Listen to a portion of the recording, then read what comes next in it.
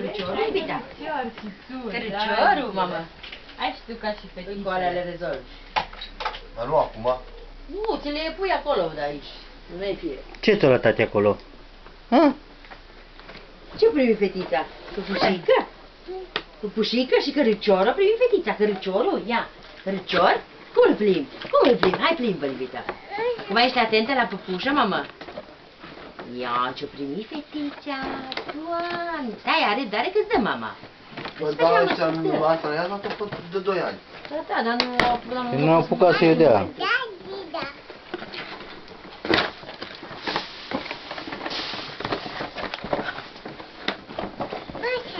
Pușa, da. Păpușa, mamă, da, păpușa. Tu-ți ochii tăi, mâine. Deci am vedeți să facă baie. Dacă ciupi-ciupi. Uai, ce păpușă frumoasă. Ce primi fetița? Ia uite ce păpușă frumoasă. Doamne, ce primi fetița lui bunii. Vai, țucă-ți, mama, picioarele tale. Ce e aia, fetița? Păpușica?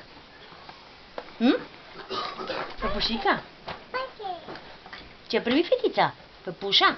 Iubita, ia spune la mama.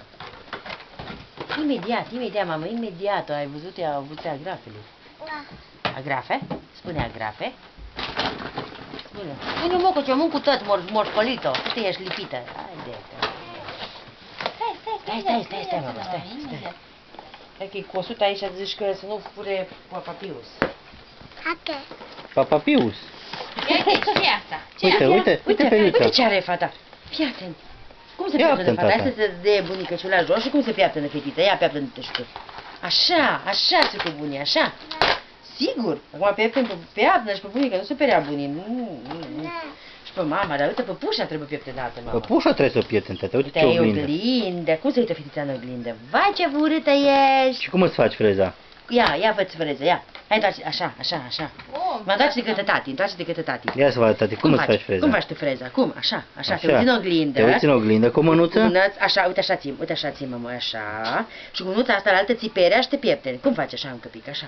Cum așa faci? Cum? Așa, și te uiți în oglindă. Deja sunt plictisit, e clară treabă. Uite ce, ai și meșe la ea. Hai de capul meu. Hai de capul meu. Așa vrea să fie. Viața mea, și copilul. Așa, să fii foarte atentă.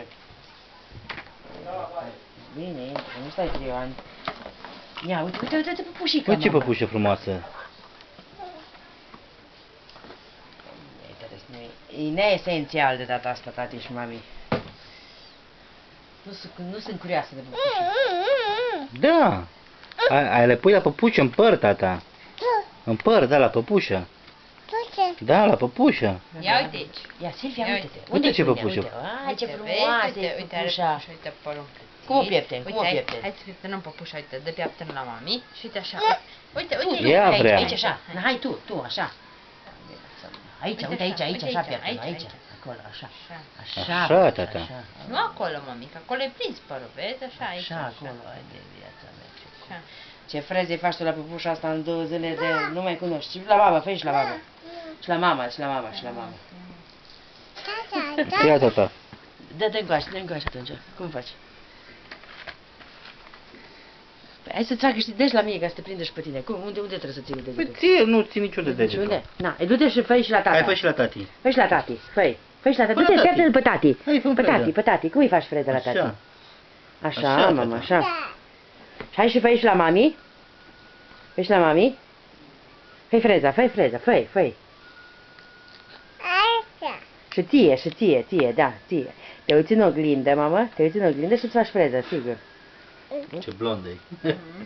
Ce fain. Scoți, mamă, ochii tăi.